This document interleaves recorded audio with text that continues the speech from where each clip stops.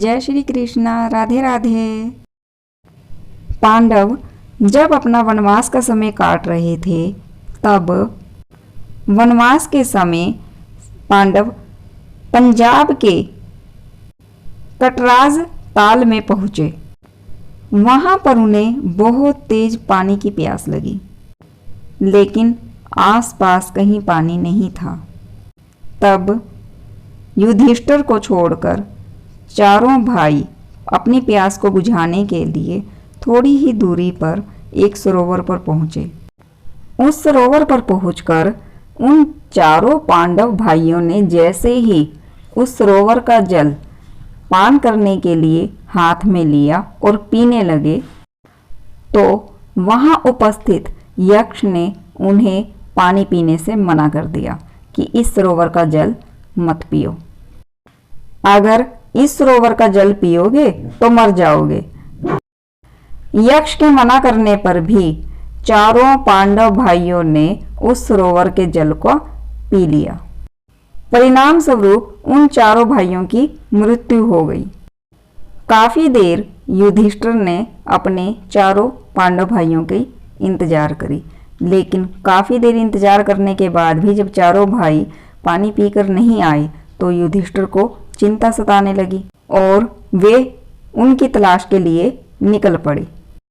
जब युधिष्ठिर भी उस सरोवर के निकट पहुंचे और जैसे ही उन्होंने भी पानी पीने के लिए अपना आगे बढ़े, वे तुरंत उसी समय यक्ष पुनः से वहां उपस्थित हुए और कहने लगे, पहले आप मेरे प्रश्नों का उत्तर करें, उसके बाद ही आप मेरे सरोवर के जल को पी सकते हैं। युधिष्ठिर ने कहा कि आप कौन हैं? कृपया आप अपना परिचय दीजिए। यक्ष ने बताया कि इस सरोवर का जल मेरे अधीन है और अगर मेरे प्रश्नों का उत्तर दोगे तो ही तुम इस जल को ग्रहण कर सकते हो, अन्यथा तुम्हारा भी वही परिणाम होगा जो तुम्हारे चारों भाइयों का हुआ है। तब यक्ष प्रश्न करते गए और युधिष्ठिर उनके उत्तर देते रहे। यक्ष ने प्रश्न किया कि पृथ्वी से भारी क्या है और आकाश से ऊंचा क्या है? युधिष्ठिर ने उत्तर दिया कि माता पृथ्वी से भी भारी हैं और पिता आकाश से ऊंचे हैं। यक्ष, हवा से तेज चलने वाला क्या है और तिनकों से भी ज्यादा असंख्य क्या है?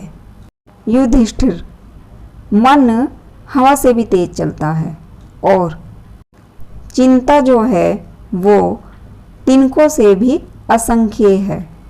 यक्ष ने फिर प्रश्न किया कि रोगी मनुष्य का मित्र कौन है और जो इंसान मृत्यु के समीप है उसका मित्र कौन है? युधिष्ठिर ने उत्तर दिया कि रोगी का मित्र है वैद्य और मृत्यु के समीप व्यक्ति का मित्र है दान। यक्ष, यश का मुख्य स्थान क्या है और सुख का मुख्य स्थान क्या है? युधिष्ठिर ने कहा, यश का मुख्य स्थान दान है और सुख का मुख्य स्थान शील है। यक्ष ने पूछा कि जो मनुष्य धन्य होता है उसमें क्या गुण होता है और मनुष्य का परम आश्रय क्या है? युधिष्ठिर ने कहा कि धन्य पुरुषों में महान गुण होता है कार्य कुशलता और दान मनुष्य का परम आश्रय होता है। लाभों में प्रधान लाभ क्या है और सुखों में सबसे उत्तम सुख क्या है? निरोगी काया सबसे प्रधान लाभ है और संतोष सबसे उत्तम सुख है। इसी तरह से यक्ष प्रश्न करते रहे और युधिष्ठिर उन्हें उत्तर देते रहे। अब यक्ष ने पूछा कि दुनिया में श्रेष्ठ धर्म क्या है और किसको वश में करने से मनुष्य शोक नहीं करते? अब युधिष्ठिर ने उत्तर दिया कि दया दुनिया में सबसे श्रेष्ठ धर्म है और मन को वश में रखने से मनुष्य शोक नहीं करते। यक्ष ने पूछा कि किस वस्तु को त्याग कर मनुष्य सबका सबसे ज्यादा प्रिय बनता है और किस को त्याग कर मनुष्य शोक नहीं करते। युधिष्ठिर ने उत्तर दिया कि अहंकार को त्याग कर मनुष्य इस जगत में सबका प्रिय बन जाता है और क्रोध को त्याग कर मनुष्य को किसी भी प्रकार का कष्ट नहीं होता, वह शोक नहीं करता। यक्ष ने पूछा कि किस वस्तु को त्याग कर मनुष्य धनी हो जाता है और किस वस्तु को त्याग कर सुखी होता है। युधिष्ठिर ने कहा कि काम वासना को त्याग कर मनुष्य धनी हो जाता है और लालच को त्याग कर मनुष्य सुखी हो जाता है। यक्ष ने फिर प्रश्न किया कि मनुष्य मित्रों को किस लिए त्याग देता है और किन के साथ की हुई मित्रता नष्ट नहीं होती। युधिष्ठिर ने कहा कि लालच के कारण मनुष्य मित्रों को भी त्याग देता है और सच्चे मित्र से की गई मित्रता कभी नष्ट नहीं होती। यक्ष ने पूछा कि दिशा क्या है जो बहुत से मित्र बना लेता है और उसे क्या लाभ होता है। युधिष्ठिर ने उत्तर दिया कि सत्पुरुष दिशाएं हैं, जो बहुत से मित्र बना लेता है वह सुख से रहता है। यक्ष ने पूछा कि उत्तम दया किसका नाम है और सरलता क्या है। युधिष्ठिर ने कहा कि सबके सुख की इच्छा रखना ही उत्तम दया है और सुख दुख में मन का एक जैसा रहना सबसे बड़ी सरलता है। यक्ष ने पूछा कि मनुष्यों का सबसे बड़ा दुर्जय शत्रु कौन है और सबसे बड़ी बीमारी क्या है। युधिष्ठिर ने उत्तर दिया कि क्रोध सबसे बड़ा शत्रु है, जिस पर विजय पाना सबसे कठिन कार्य है और लालच सबसे बड़ी और सबसे बुरी बीमारी है। यक्ष ने पूछा कि साधु कैसे माना जाता है और असाधु कौन होते हैं। युधिष्ठिर ने कहा कि जो सभी प्राणियों का हित करने वाला हो वही साधु है और जो व्यक्ति निर्दयी है वह असाधु है। अब यक्ष ने प्रश्न किया कि धैर्य क्या कहलाता है और परम स्नान किसे कहते हैं। युधिष्ठिर ने उत्तर दिया कि इंद्रियों को वश में रखना धैर्य है और मन के मैल को साफ करना सबसे बड़ा परम स्नान है। यक्ष ने पूछा कि बताओ अभिमान किसे कहते हैं और कौन सी चीज परम दैवीय है। युधिष्ठिर ने उत्तर दिया कि धर्म का ध्वज उठाने वाले को अभिमानी कहते हैं और दान का फल ही परम दैवीय है।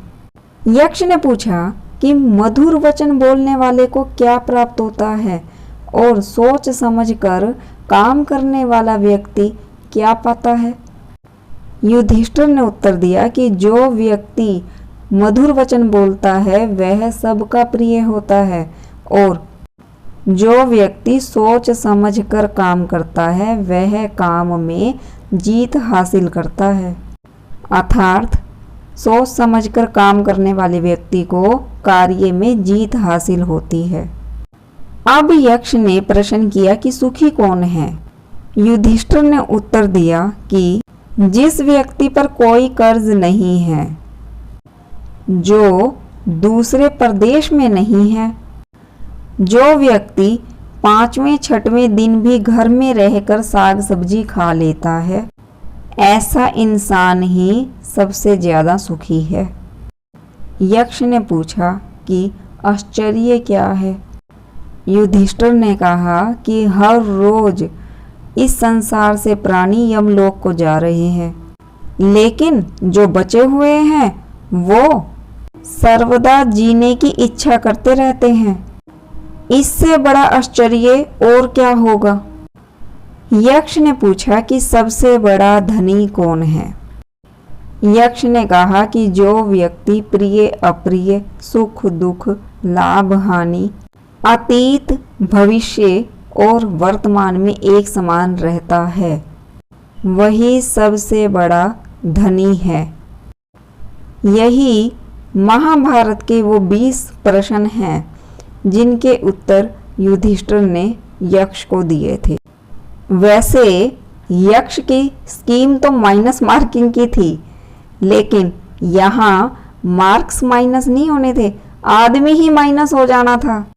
लेकिन श्री कृष्ण जी की कृपा से यक्ष के इन सभी सवालों के युधिष्ठिर ने सही उत्तर देकर अपने दिमाग का लोहा मनवा ही लिया था आखिर।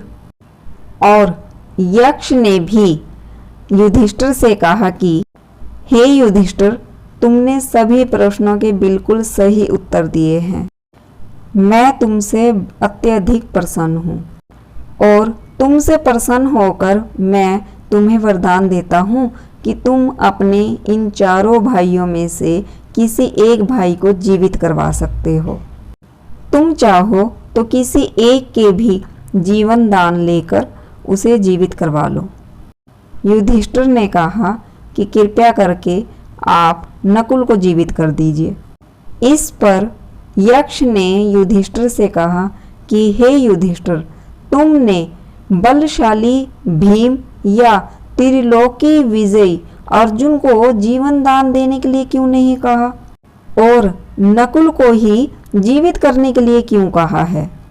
तब युधिष्ठिर ने यक्ष के इस प्रश्न का उत्तर कुछ इस प्रकार से दिया कि हे यक्ष, धर्मात्मा पांडु की 2 रानियां थी, कुंती और माद्री। मेरी भीम और अर्जुन की माता कुंती थी और नकुल और सहदेव की माता माद्री। इसीलिए जहाँ कुंती माता का एक पुत्र मैं जीवित हूँ, वहीं माता माद्री के भी एक पुत्र नकुल को जीवित रहना चाहिए। इसीलिए मैंने आपसे नकुल का जीवन दान मांगा है। युधिष्ठिर के ऐसे विचारों को सुनकर यक्ष ने कहा कि हे वत्स, मैं तुम्हारे ऐसे विचारों से अत्यधिक प्रसन्न हूँ, इसीलिए मैं तुम्हारे सभी भाइयों को जीवन दान देता हूँ। तब यक्ष ने अपना असली परिचय दिया और कहा कि हे वत्स, मैं वास्तव में तुम्हारा पिता धर्म हूँ और तुम्हारी परीक्षा लेने के लिए मैं यहाँ आया था। और यक्ष के द्वारा पूछे गए प्रश्नों के उत्तर युधिष्ठिर से पाकर यक्ष के संतुष्ट होने पर सभी भाइयों को जीवन दान प्राप्त हुआ और युधिष्ठिर सहित अन्य सभी चारों भाइयों ने भी उस सरोवर के जल से पान कर कर अपनी प्यास को संतुष्ट किया और 5 पांडव भाई वहां उस सरोवर का जल पीकर वापिस अपनी वनवास यात्रा के लिए चल दिए। धर्म सदैव ही पांडवों के पक्ष में रहा है, क्योंकि 5 पांडव धर्म प्रिय थे और जहाँ पर धर्म का स्थायी निवास है, वहाँ पर श्री कृष्ण जी का भी स्थायी निवास है। वहाँ पर श्री कृष्ण जी की सदैव कृपा बनी रहती है। जय श्री कृष्णा, राधे राधे। आपको मेरी वीडियो कैसी लगी प्लीज़ ज़रूर बताइए। अगर आपको मेरी वीडियो अच्छी लगी है तो प्लीज़ लाइक कीजिए, शेयर कीजिए, सब्सक्राइब कीजिए और कमेंट्स कीजिए। जय श्री कृष्णा, राधे राधे। जय श्री कृष्णा, राधे राधे।